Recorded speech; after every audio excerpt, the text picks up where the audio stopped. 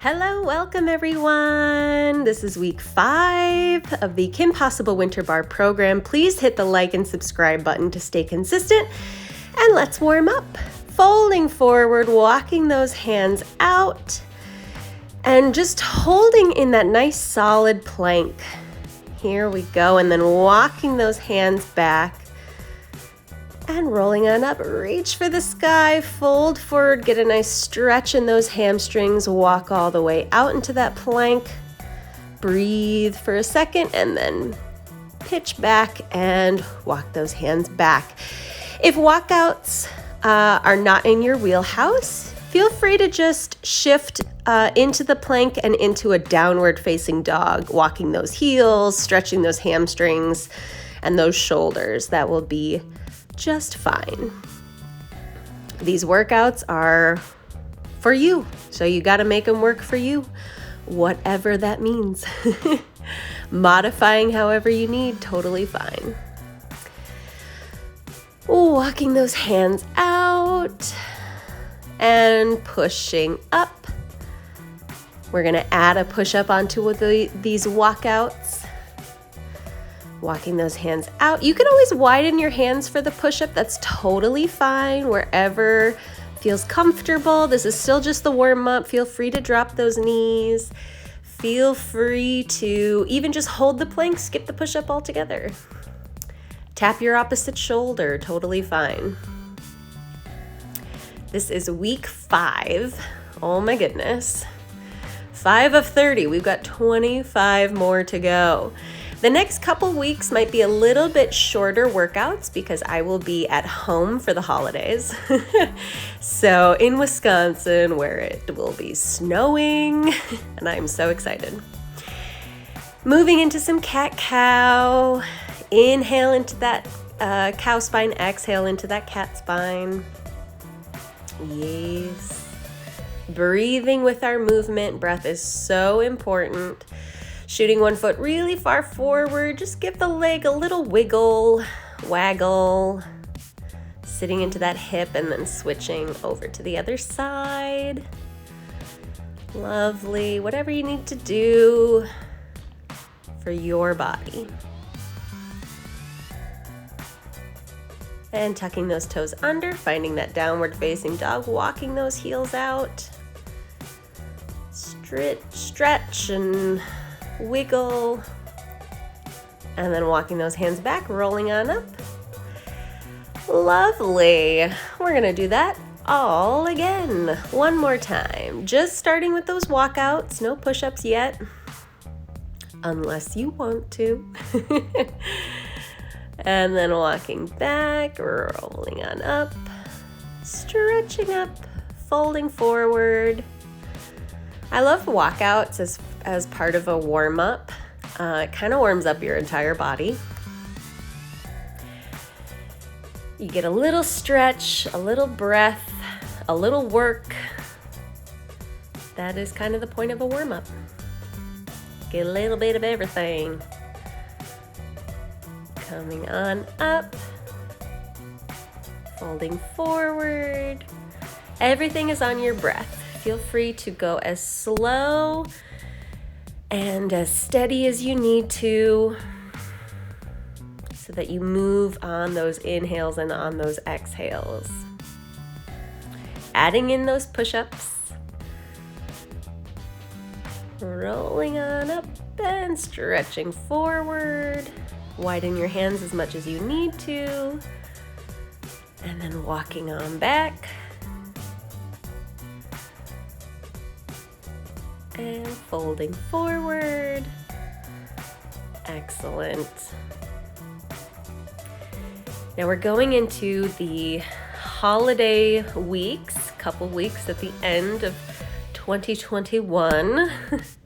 So don't worry if you don't get your workout in. Don't worry if, you eat a little too much or eat a few more cookies than you wanted to. It's all part of it, guys. Food is celebration as much as it is fuel and nourishment for our bodies, and everybody deserves to celebrate. So try not to, get too bogged down about any of that. Try to let all that go. If you find a hot minute, and even just doing some of these warm-ups, even if you just do the warm-up of these next couple videos, that is a win. Even if you just sit and meditate for a little bit, that is a win. Even if you don't do any of that and you just enjoy your time with family, that is a win. All right, let's move on to some abs. Lovely. We're going to start with some pelvic clocks. So you want the palms of your hands on your hip bones and your fingertips pointing towards your pubic bone. Makes like a little triangle or a bowl. If you think about your belly button being 12 o'clock and your pubic bone being 6 o'clock, you're going to inhale into your pubic bone, 6 o'clock, and exhale into your belly button, 12 o'clock. Gently shifting those hips, tilting and tucking essentially the pelvis. Exhale, pushing into 12 o'clock. Inhale, pushing into 6 o'clock. Now you want to keep that triangle that you make nice and parallel to the floor and the ceiling. So this should keep a little space below your low back, depending on your natural curvature a little bit more. We're going to inhale first and then exhale, lift one knee at a time. Inhale into those hands, exhale, lift the leg. Alternating those legs with that breath and keeping that triangle parallel to the floor and the ceiling. Not allowing that pelvis to shift at all. That's the idea. And keeping that little, mine is a fat blueberry. I've got a pretty extensive low back curve naturally. And I want to keep that nice fat blueberry underneath there. I don't want to squish my blueberry. Yours might be a small blueberry, might be a fat blueberry like mine, but you just don't want to squeeze or squish that little blueberry. Good, we're tapping one heel. This would be level 2. If you're not at this level, feel free to just stay at level 1, marching those legs in. If you want to try some level 3, you can straighten your legs, reaching 1. Don't touch the floor, just hover it an inch off the floor. Trying to keep that. If you're at level 2, you can lightly tap the heel. That is totally fine. And rest with that. All right, hands behind your head, feet nice and flat. Inhale down, exhale up. Trying to knit those ribs together and thinking that I'm rolling up over a ball, as if we're gonna go into our roll-ups, but we're just gonna stop halfway. So these are our ab rolls. They're the upper part of the abs, if your abs were not connected like that. Then we're gonna hold. And then we're gonna do 8 half reps, half. So we're keeping that tension in the core the whole time. And then you're gonna let your legs fall over to one side and same thing. Inhale all the way down, exhale all the way up. Inhale down, exhale up. Inhale down, exhale up. Everything is in 8. Excellent. You're doing great. Even though your legs are twisted, your body is still going straight up for the sky or the ceiling. And then little half reps. Ab rolling into those obliques and over to the other side. Inhale down, exhale up. Keep it nice and slow. Right? It's not about pulling my head up. It's not about going as fast as I can. I'm really trying to take a big inhale and a big exhale is what lifts my upper body up. And then we do some half reps, which obviously can be a little bit faster.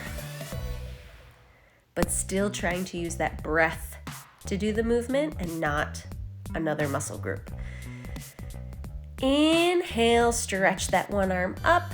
Exhale, try to tuck touch the outside edge of the opposite knee. Inhale and exhale.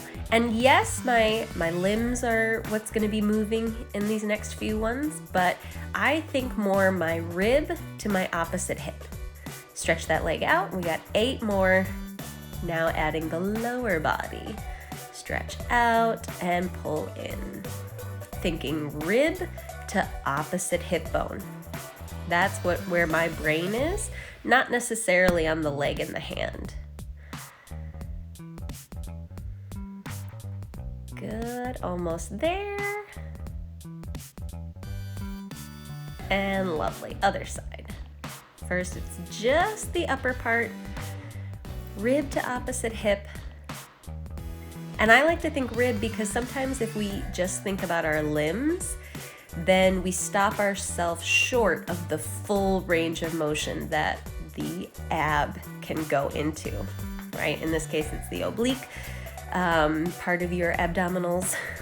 But, you know, even if it's a whole range of motion, right? We talk about range of motion all the time. We want to get as much range of motion in as we can. So if we're just thinking about our limb, we might only go so far, but if we think about our ribs, then we get all the way in.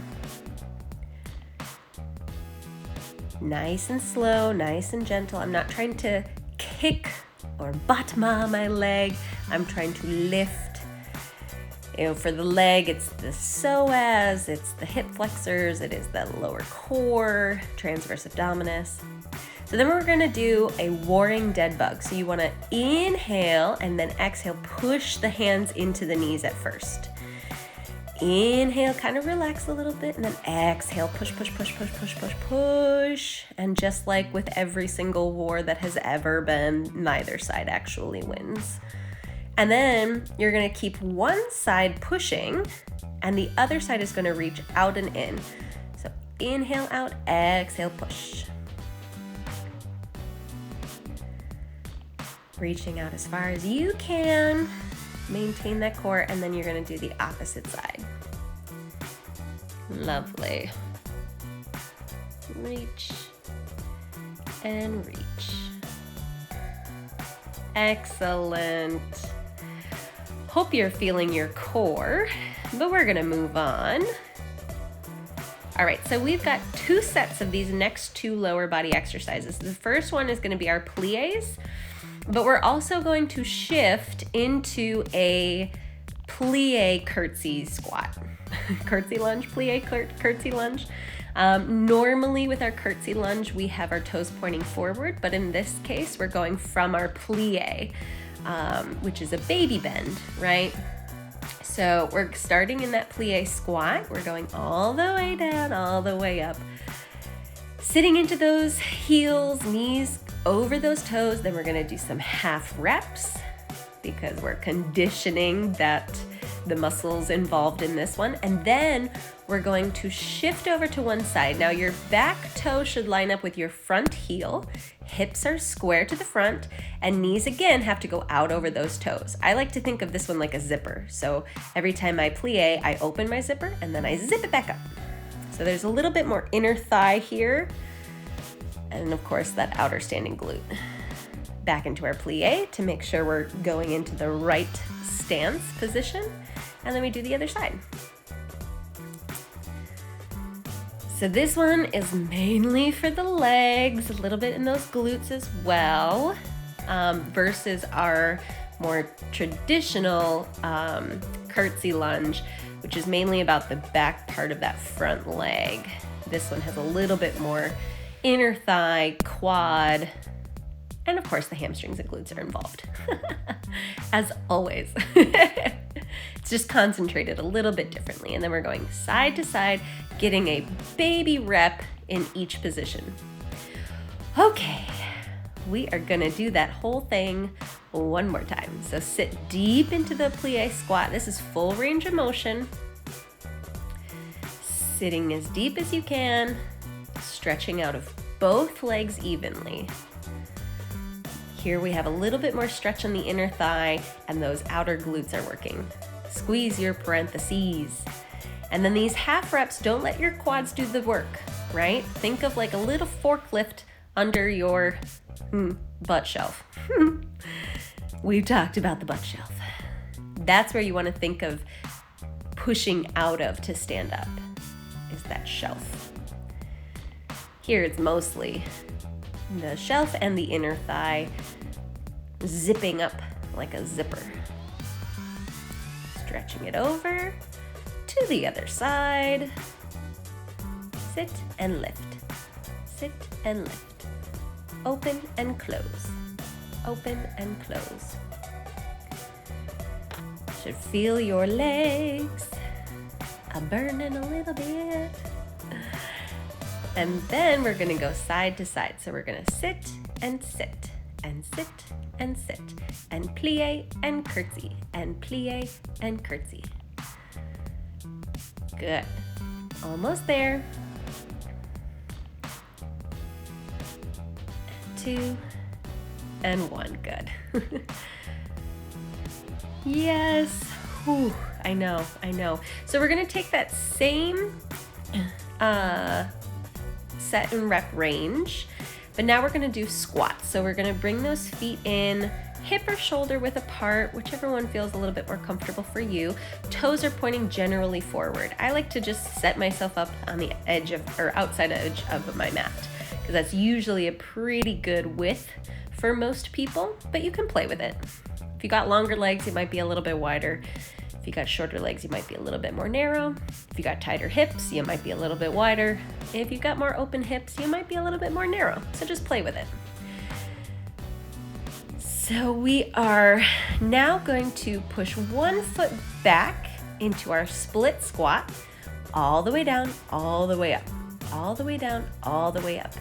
These are full range of motion, full range.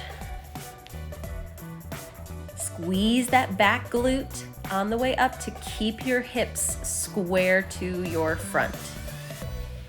You want to think that your body weight goes straight down and straight up. Mainly your hips. Your hips want to go straight down and straight up.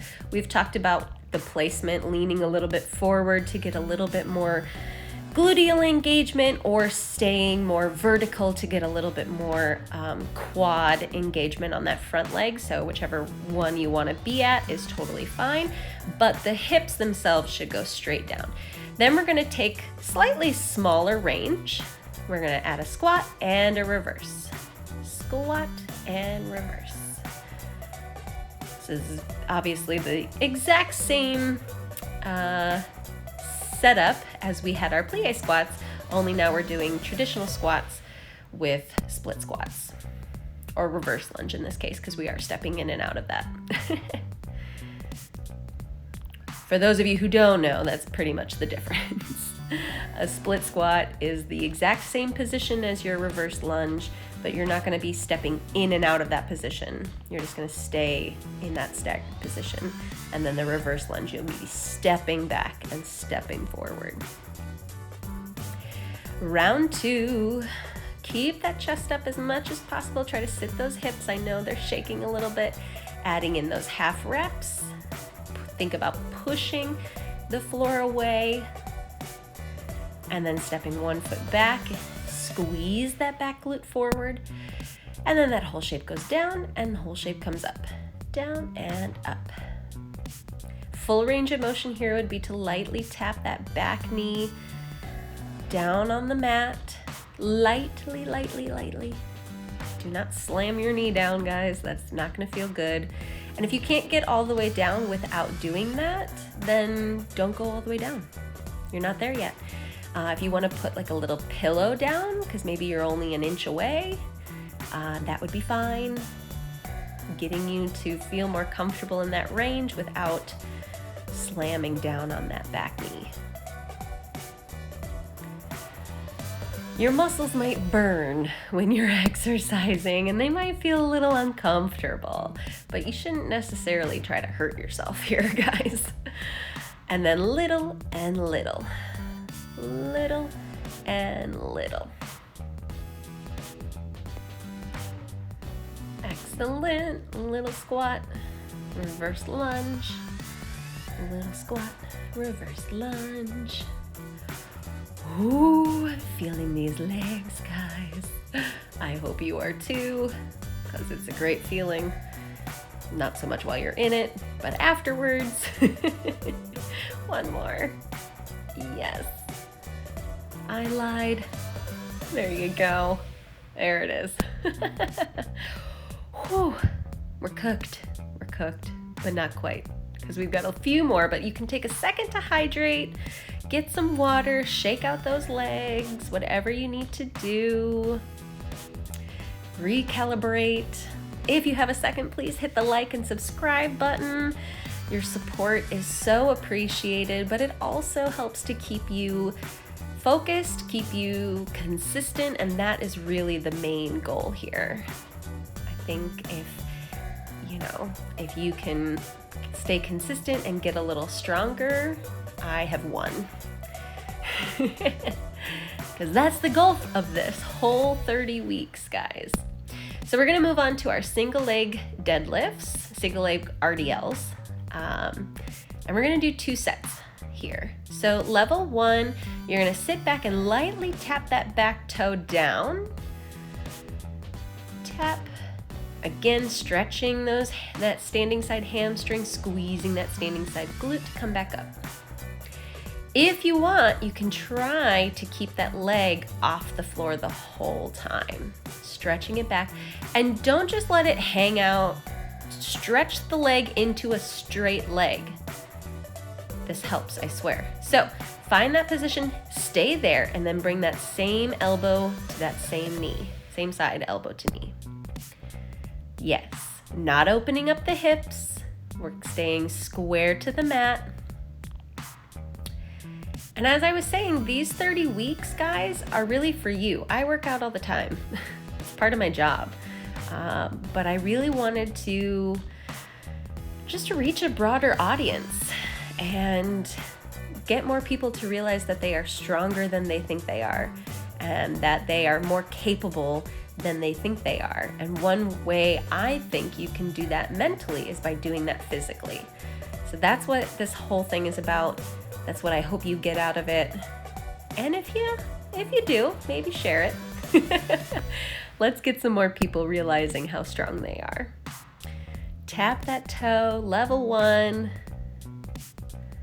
Level 2 would be to keep that leg off the ground the whole time, stretching back like you're making a nice long line from the tip of those fingers pointing forward to the heel of the foot pointing back. And then you stay in that position and bring that same side elbow into the knee. Yes, you're doing great. Keep it up. I know it's a balance. If you want to tap that foot down, totally fine, wherever you're at. And then you sit and sit. Push the floor away. Push that negativity away. Keep that spine lifted and rest. Okay, here we go. We've done 1 round on each side, so now we're gonna go into round 2 on each side. We're almost there, guys. So find that balance, and level 1 is to tap. Now, because you're tapping, you might be a little bit more at a diagonal as opposed to like a capital T. That's just the nature of tapping that foot down. But you still want to try to make a nice long line from those fingertips to those knees. And then if you're trying level 2, then you might be able to get into a bit of a capital T position. And then holding that guy and bringing same side elbow to knee. This is a bit of a balance check. It's also a bit of standing abs, and it definitely works that standing side hamstring. And then these single leg pulses, pushing that floor away, keeping that chest up, push, 2021 away. We're done with 2021, guys. We are done. All right. Last time on the last side, find that balance first. I always start my single leg deadlifts or B stance. Well, I guess they're all single leg RDLs here. Single leg RDLs or B stance RDLs from a nice, tall, balanced standing position. I think for me, I feel like that sets you up for success better than starting from a bent over position and just kicking that leg out, right? Your body is smart, but it can easily get confused. So finding that balance first and sitting in and out of that kind of teeter-totter shape helps your whole body just realize what we're trying to do here. Out and in, sitting, using those glutes and hamstrings, standing side glute and hamstring. Push, push, push. Yes, find that balance and wiggle. All right, so we've got 2 exercises that we're gonna do one time through. So you can think of this as a cash out. We're going to go into our Kossack squat. So this is very much like your lateral lunge. We're moving laterally, except this is gonna be more like your squat versus your lateral lunge. So those toes can point out, the knee has to go over the toe, but that heel stays down. You can flex that opposite foot, you can keep the toe down, it kind of depends on your body, whatever feels better for you. But we're sitting over that heel on the other side. Now, these are really hard. So you might need to lean a little bit more forward, but as you get more comfortable with that position and that movement, you'll try to keep your body more upright. That's where I'm at. I'm still in that leaning forward phase of my Kossack squat, but that's all right. We all got to start somewhere, right? So then we're going to go into one round of our lateral lunges, which is pretty much the same position, except our toes are going to point forward. And obviously we're going to now sit back into our heels and allow our chest to fall forward. These lateral lunges are going to be a little bit more like your deadlift than your squat, because you obviously have to keep your upper body upright in a squat is the idea. And then we're going to shift side to side. So this is a little bit of core that if you are a former or current dancer, you are familiar with these. We used to do these in college all the time. More so like flat backs, though I don't think they shifted side to side. But it's one of my favorite exercises for core stability and the strength of that stability, because you're moving your hips and legs, but you're trying to keep your core nice and stable and stiff. And fold forward, rolling on up, because we're done with that. All right, guys, we got one more thing before we stretch. We're gonna do some bridges. I love bridges. Do bridges every day. Every day we need bridge. We need to build more bridges. That's what I'm saying here. So find that triangle again, like we did with our abs. Inhale to start and exhale to lift, keeping that triangle in line, right? So as I push my hips up, my triangle is going to come right into the line between my knee and my shoulders, right? So I don't want in this case, I'm starting with a neutral pelvis, right? I'm starting with my triangle parallel to the floor and the ceiling, but when I bring my hips up, that triangle should then fall in line with my knees and my ribs. And then we're gonna release our hands and try to find that same position without the tactile feel of our hands. Squeezing those glutes. This week I used the analogy like you have $1 million between your glutes and you're squeezing and holding on to that money for dear life.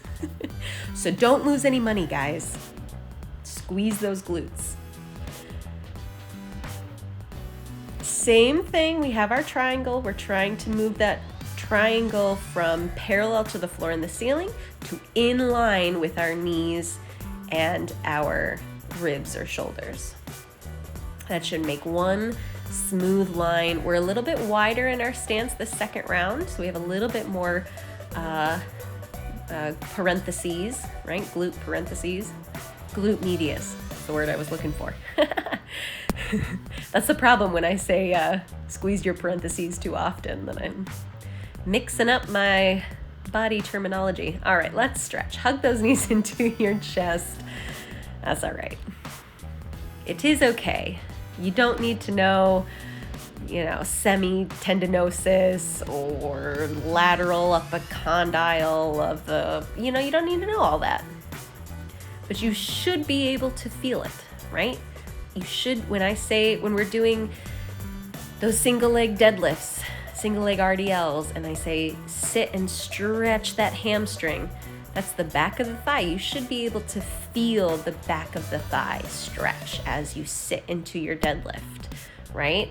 Oftentimes as we get older and we get a little caught up with working and maybe we're on our phones a little too much, we can lose connection to parts of our body. And that's usually where the problem lies.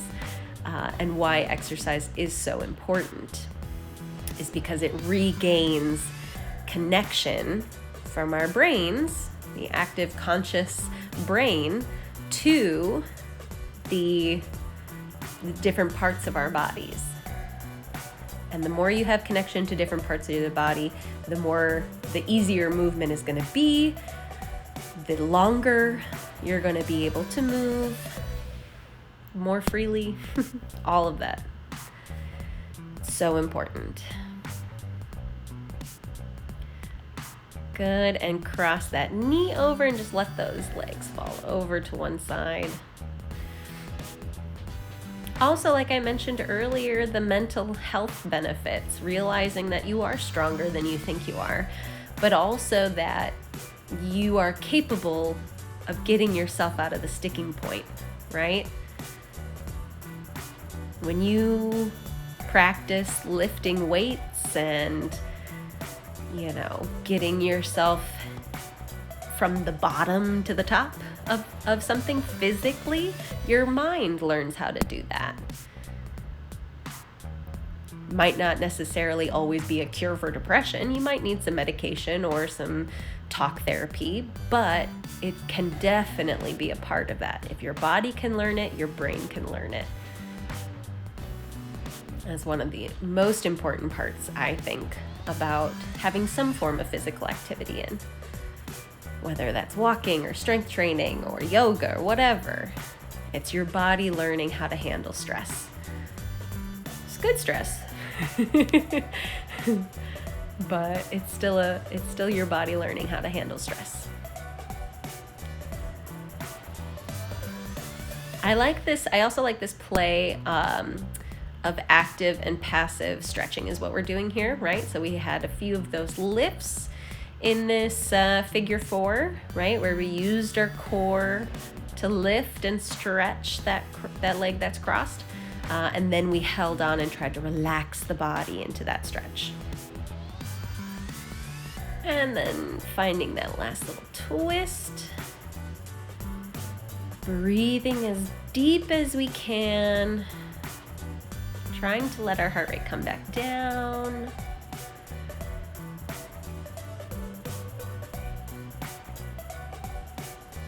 And then when you're ready, try to put weight into that top hip to bring it back in. Stretch that leg out. One last little roll up, nice and slow. Stretch over those toes. And you did it, my friends. Thank you so much for your support and for joining me today, and I hope to see you next week. Bye.